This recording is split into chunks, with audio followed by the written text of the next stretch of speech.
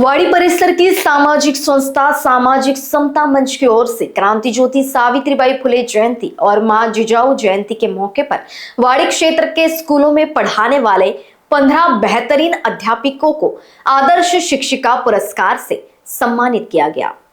प्रारंभ में वाड़ी नगर परिषद के नवनिर्वाचित अध्यक्ष नरेश चरडे सह सामाजिक समता मंच के अध्यक्ष एडवोकेट राहुल सोनटक के सचिव अरविंद बड़गे, मार्गदर्शक प्राध्यापक सुभाष खाकसे की मौजूदगी में क्रांति ज्योति सावित्रीबाई फुले और मां जिजाऊ की फोटो पर माल्यार्पण कर पूजन किया गया। पश्चात सचिव अरविंद बड़गे और मिलिंद चोखांद्रे ने सामाजिक समता द्वारा साल भर चलाए गए सोशल सपोर्ट कल्चरल जन समस्या निवारण प्रयास के बारे में बताया। इसी कड़ी में वाड़ी के 15 महिला शिक्षिकाओं को क्रांति ज्योति सावित्रीबाई फुले आदर्श शिक्षिका अवार्ड देने का उद्देश्य और महत्व समझाया। वाड़ी नगर परिषद के नवनिर्वाचित नगराध्यक्ष नरेश चरडे को मंच के पदाधिकारी सचिन ढोके, अशोक राउत, विकास तभाने, वीरेंद्र कामले ने मोमेंटो, पौधा और पेन देकर सम्मान किया। दूसरे सत्र में नगराध्यक्ष नरेश चरडे द्वारा ज्ञान विद्या मंदिर की शिक्षिका आरती पांडे, प्रगति विद्यालय आदर्शवाड़ी की शिक्षिका अर्चना ढोले, सरोजिनी पब्लिक स्कूल की शिक्षिका प्रीति मेश्राम, इंदिरा गांधी उच्च प्राथमिक विद्यालय की Jyotiram Tike, infant high school की अनिता वकलकर, एटफोर्ट कॉन्वेंट धम्मकीर्ति नगर की Sushma Bagade, essence international school की सोनिया जगताप, माता दीन जसवाल हाई स्कूल की शिक्षिका बरखा राउत, संध्या साकुरे, संगीता धानोरकर, कीर्ति चौक से संगीता वाहने, मीना वारे तथा कल्पना सखदेव को पौधे, प्रमाण पत्र तथा उपहार और मिठाई देकर सम्मानित किया गया। सामाजिक मंच की महिला विंग ने भी मेहमानों का सत्कार किया। सत्कार मूर्तियों की प्रतिनिधि कल्पना सखदेव, सुषमा बागड़े, अर्चना ढोले ने सत्कार के लिए आभार व्यक्त किया। मंच के पदाधिकारी दिगंबर दरवड़े, नंद कुमार गेडाम, सुबोध टेम्बुरने और रविंद्र रफ्टाटे ने सत्कार कार्यक्रम को सफल बनाने के लिए प्रयास किए। कार्यक्रम का संचालन प्राध्यापक सुभाष खाकसे ने तो वही अरविंद बड़गे ने धन्यवाद ज्ञापन दिया। त्यांच्या कार्याचा गौरव करणं म्हणजे त्यांना प्रोत्साहन देणं। या जयंतीच्या निमित्ताने सखदेव मॅडमनी सुद्धा आपल्या समोर विचार मांडले। जवळपास 200 वर्षाच्या अगोदर राहुल भाऊ म्हणाले की 1831 मध्ये सावित्रीबाईंचा जन्म झाला होता। 200 वर्षा अगोदरचा काळ म्हणजे ब्रिटिशांचा काळ, काही त्या काळामध्ये ब्रिटिश आले होते। त्या अगोदर पेशव्यांचं राज्य या देशामध्ये होतं किंवा महाराष्ट्रामध्ये होतं आणि त्यावेळेस या पुरुषप्रधान समाजामध्ये ज्या ठिकाणी महिला आणि पुरुष जी असमानता होती, म्हणजे पुरुषांबरोबरचे हक्क महिलांना मिळत नव्हते, त्या काळामध्ये स्त्री आणि पुरुष समानतेचं काम करणाऱ्या सावित्रीबाई फुले असतील, राहुल भाऊंनी सांगितलं की त्या काळामध्ये विधवा ज्या व्हायच्या त्यांच्या पुनर्विवाहाचे कार्यक्रम असतील, त्यांना संरक्षण देण्याचं काम असेल।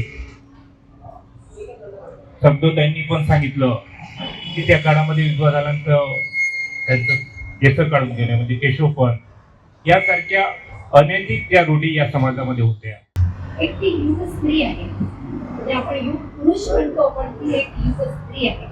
नुसतं शिक्षणाच्या बाबतीत आपल्याला त्यांनी ज्ञान दिलेलं नाही किंवा शिका म्हणून, पण सती जाण्याची प्रथा जी होती ती सुद्धा त्यांनी बंद केली।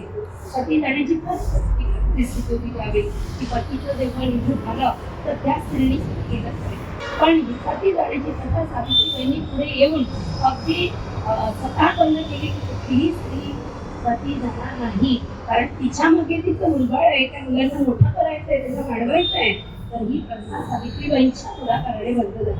म्हणजे स्त्रियांसाठी सर्वात मोठी गोष्ट आहे। त्याच्यानंतर पती गेले की त्या स्त्रीचं मुंडन व्हायचं, तर ही सुद्धा प्रथा त्यांनी बंद केली।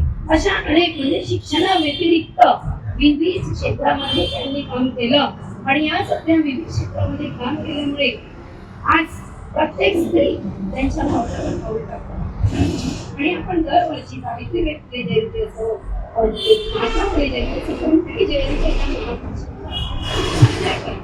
का करतो त्या साजऱ्या? याच्यामागे उद्देश काय आहे? थोर महात्मे गौण गेले चरित्र त्यांची महादला, आपण त्यांच्या समान व्हावे हात सापडे बोलतात. बरोबर? म्हणजे ह्या मुलांना सगळं काही समजलं पाहिजे. एक छोटीशी गोष्टी सगळ्या स्त्रिया आहे, शिक्षिका पण आहे, पण एक आई वगैरे महत्वाची असते. मध्ये रिक्वेस्ट टू 100 टीचर्स.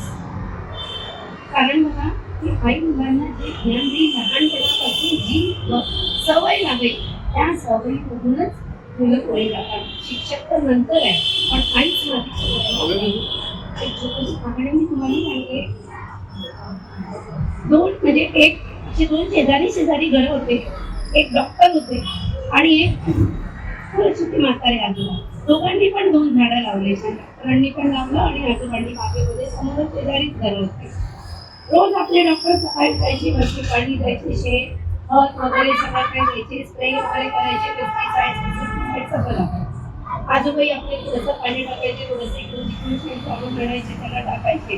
असं करत त्याला झाडं दोन्ही मोठे झाले. डॉक्टरचं झाड खूप असं डवळीदार अगदी सुंदर दिसत होतं, पण आजोबांचं जे झाड होतं थोडंसं टेंगणं नुसतं दिसत होतं, पण ती झाडाची वाढ झाली. खूप दिवस खूप जोरात पाऊस पडला, एकदम बेकारी पाऊस आला.